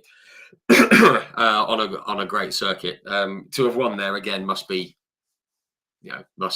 been a great thing to experience. Yeah, it finishes at dark. I've won it before as well in other cars, but it's just it's like a bit like war out there at the end of the race. It's so quick, and then with all the traffic, you always get yellow, so the whole field is packed together. So it's an amazing feeling. You're also happy when it's done and when you've won, but to be in the fight is also really cool. Yeah, and it's a great circuit to be on. And I spoke with Oliver Gavin here, and he obviously won it, and he said it's one of the biggest wins of his career, which is very, very cool. Excuse me. Okay, what have we got here? 2018. Quickly switch to Mercedes. Obviously, you had, was it 3 years with the Viper, and then switched to Mercedes. Just wondering what the comparison between the two cars was, because we only see it from the outside, us fans. What was it like making the switch?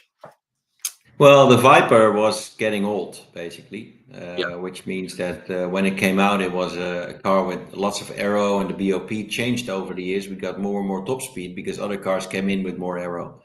So basically, the biggest difference was it was kind of a similar car, but the Viper just had less aero and a lot more top speed. So that's probably the biggest thing I would say. Yeah. Okay. Cool. And also on the debut, I think for that car, you took third in the 24 Hours of Daytona, which is a great result.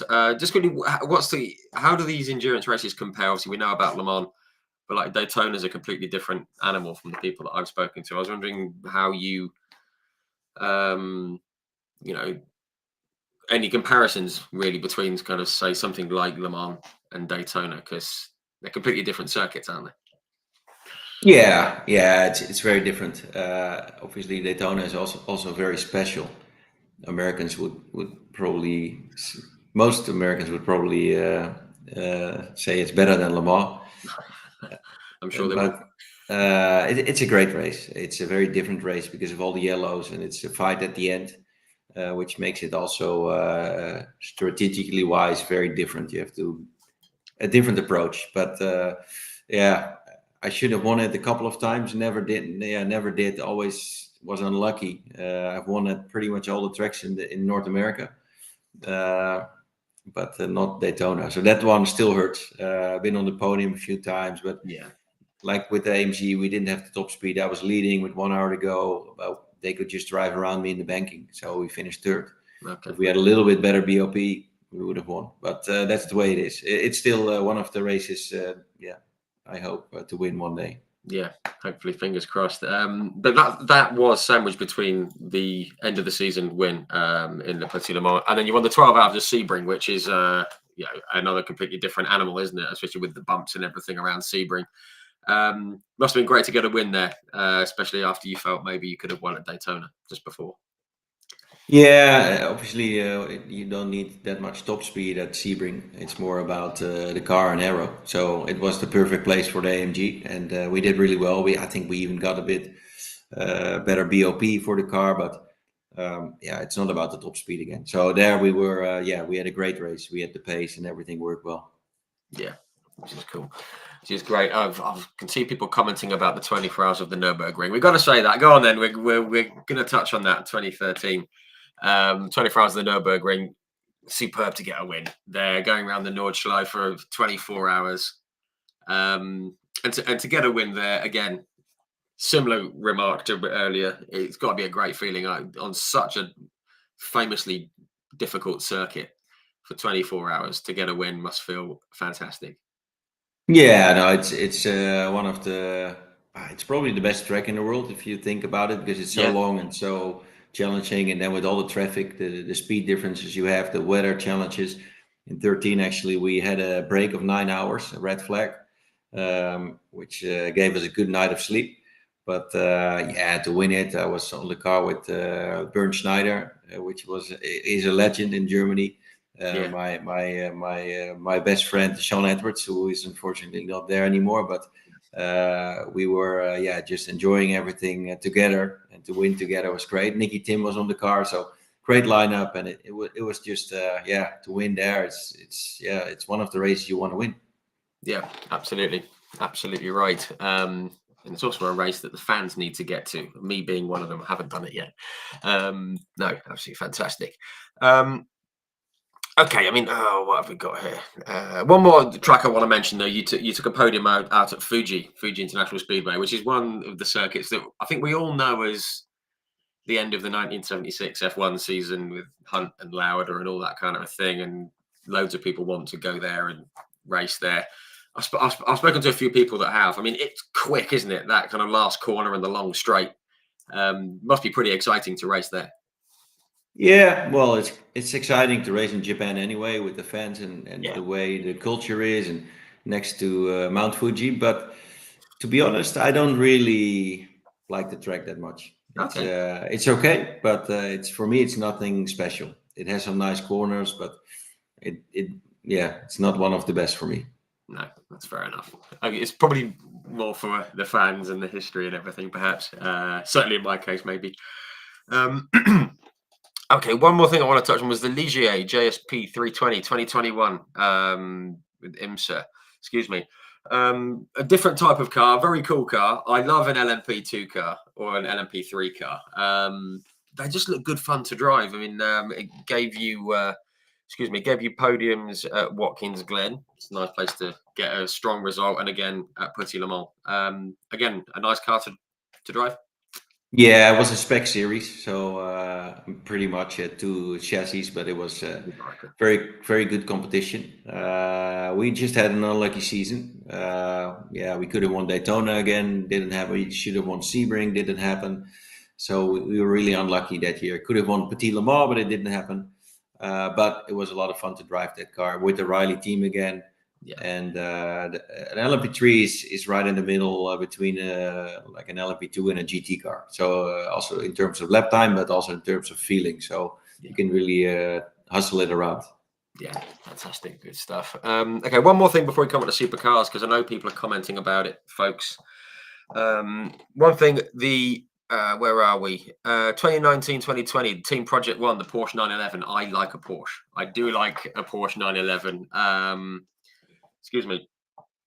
That's where obviously I think that's where you raced at Fuji, I believe it was. But again, Porsche 911, fantastic car.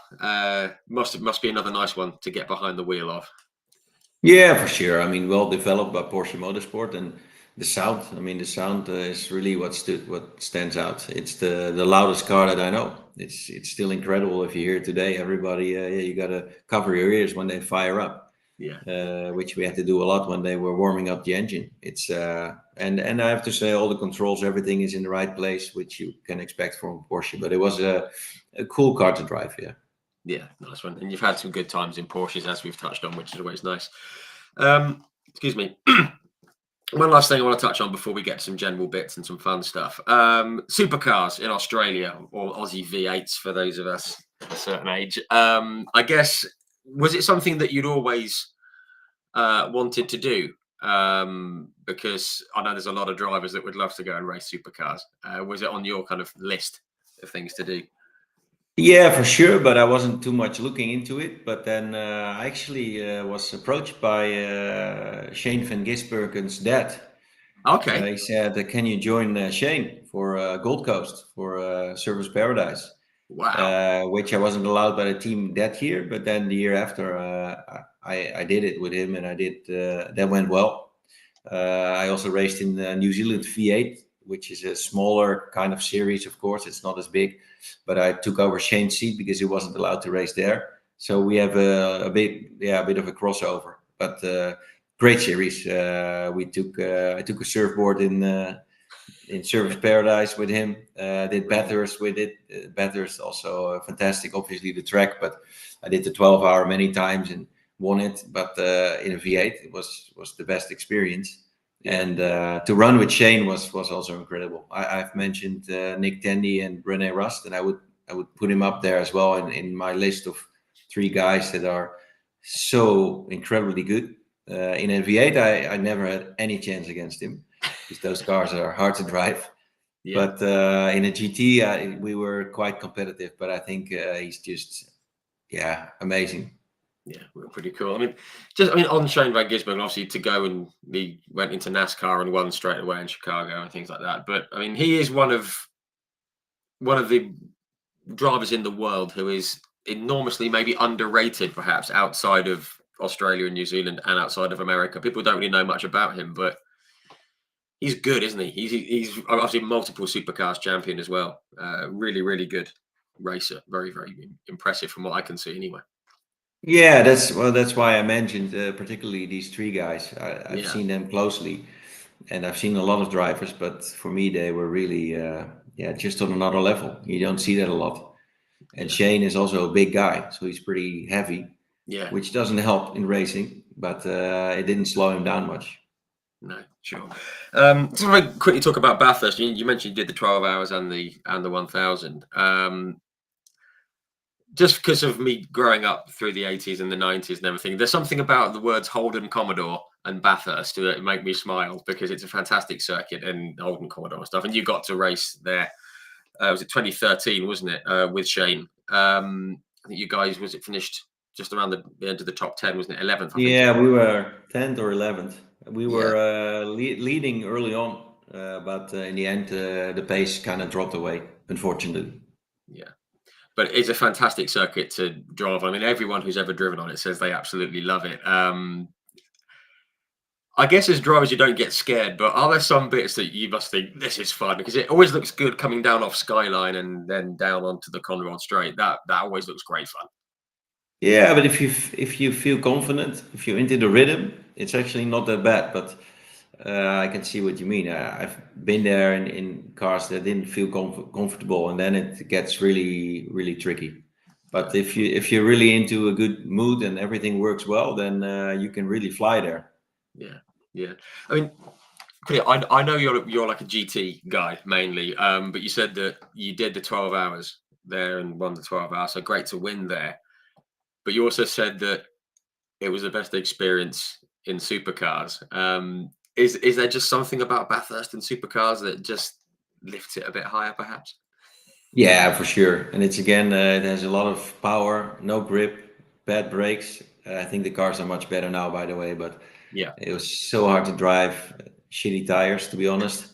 But just, yeah, just really cool to drive. And the battles you have with all these guys that you know from seeing on TV, yeah, it just makes it pretty special. yeah, superb, great stuff. I mean, I think we've covered pretty much everything. I just want to say, I mean, what are your plans for this year? Any plans to get out and go racing and do some bits for the rest of the year? Yeah, I'm doing the Peter Auto Historics, and I will do Classic Le Mans. So it's more with Nice. older cars, unfortunately. Well, unfortunately, I shouldn't say that because it's a lot of fun. Yeah, yeah, And you race also against some really good drivers who are yeah in the same maybe same place in their career as me, or even young guns that get hired to do these kind of races. So that's a lot of fun.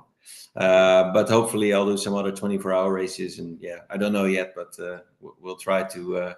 Well, like always, whenever I can race, I'm there. yeah. Brilliant. Love to hear that. Just say quickly about the family, like business, I guess the race, the like Bleekemolen like Race Planet.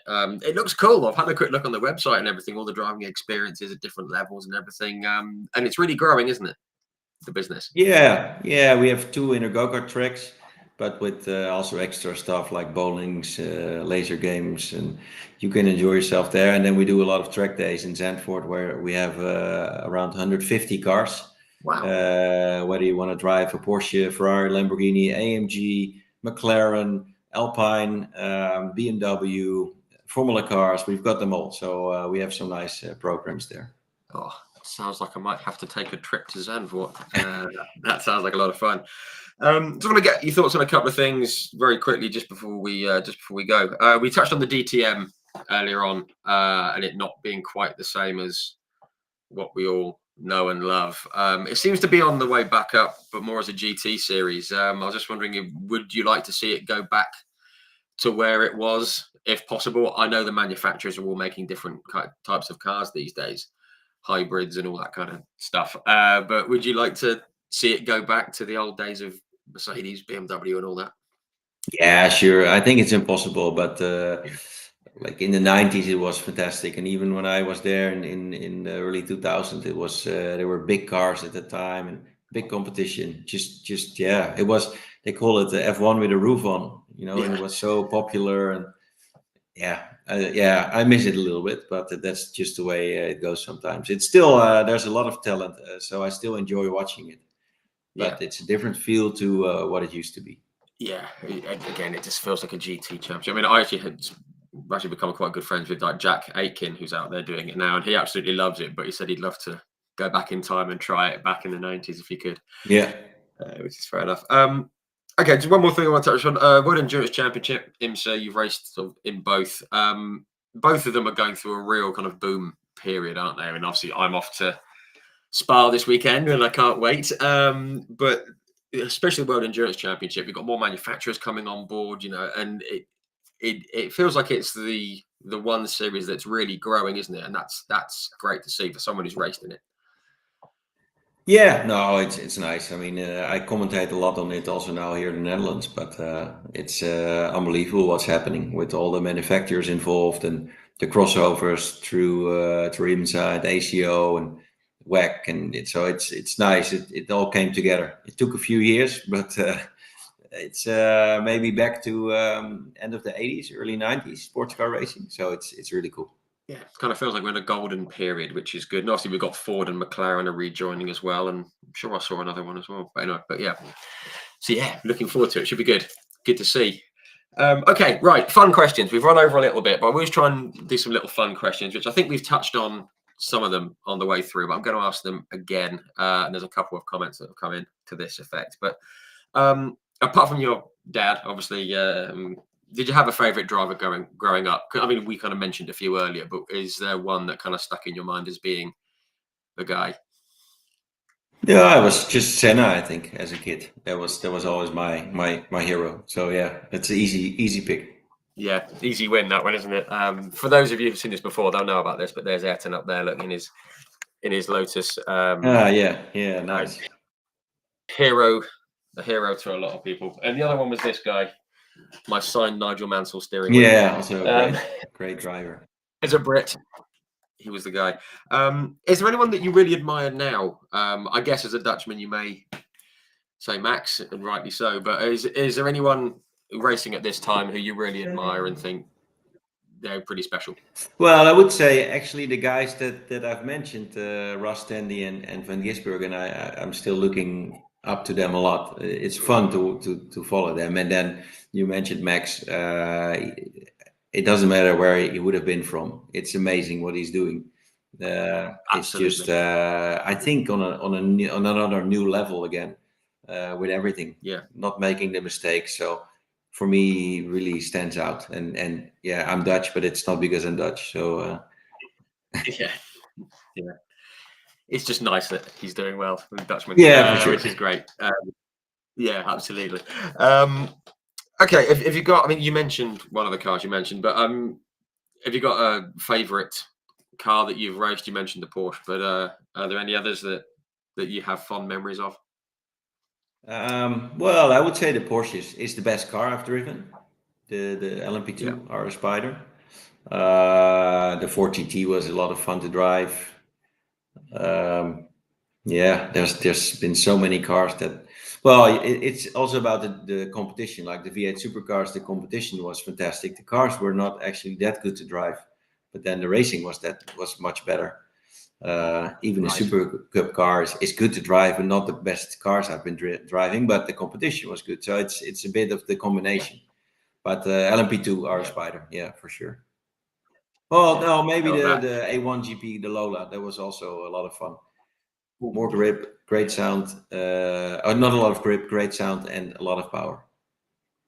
Yeah. Which is a good combination, isn't it? That sounds good. Yeah. That sounds great. Okay, very quickly. Do you have a favourite circuit to race on and one that you don't particularly like for whatever reason? I was hard to pick one favorite circuit, but for sure, I love Le Mans. I love Nürburgring, Bathurst, Road America, Road Atlanta. Yes. These are probably Suzuka was great to be there as well.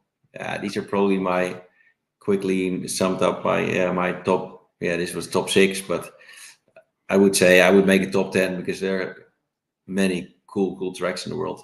The tracks I don't like, well, I don't like a lot of tracks where you fight for track limits. So all the new big tracks where you have a lot of runoff. For some Yeah. reason, I never really liked Lausitzring and Oschersleben in Eastern Germany, Okay. but it's also because it's maybe not it's kind of in the middle of nowhere. But some tracks in the UK and in the States are in the middle of nowhere, and I still like them. So Yeah. it has to do with the track, I guess, with the layout. Yeah. Sure. I do. I am glad that you said Road America because that's one I really want to get to. It's on my list. It just looks fantastic, especially going through the kink. It just looks fast It is and fast, fun. yeah. Yeah. I spoke with Catherine Legg, who crashed there. She might disagree, but yeah, very cool. Okay, two more questions. One was from Diffan Evans. Hello, Diffan. Is there a championship that you would have liked to race in, but never had the chance? I mean, maybe something like NASCAR or IndyCar or the British touring cars, F1, of course, and anything that you would have loved to have had a go in. Well, obviously, my goal was to reach F1, which Yeah. didn't happen. So for sure, that's one championship I would have loved to do. You mentioned BTCC. Growing up as a kid, I was always watching it, and then Yeah, right. Okay. watching Alan Menu and Laurent Yellow and well, also all the British guys.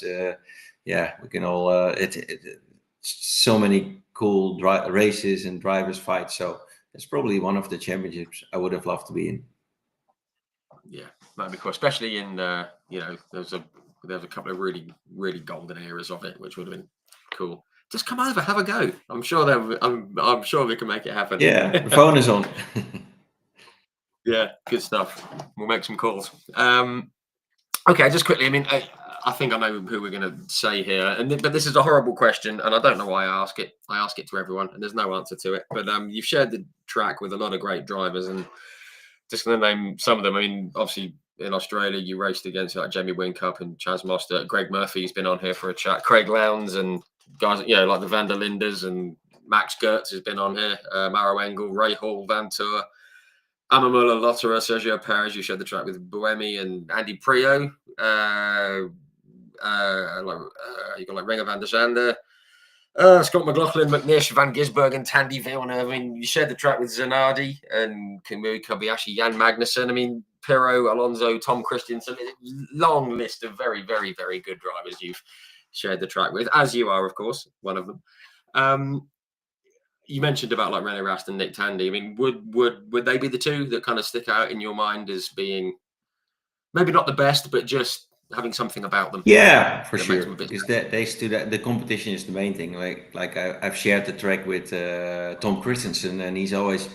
That's the funny thing about all these names when you race together and then you know each other. We're all on the same level. They're all basically all the names I've heard. I was thinking, yeah, that's a nice guy. That's a nice guy. We know each other, and it's all good.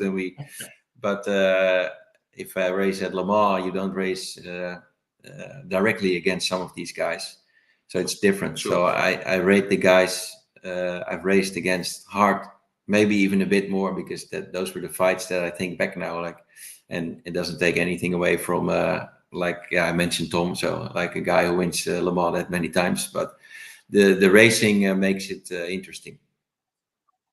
Yeah, it's fantastic. I'd love to hear that. Someone just commented that you can now watch the whole of the British Touring Car Championship coverage on the BTCC YouTube channel. So if you want to watch it, it's still going. Yeah. There we go.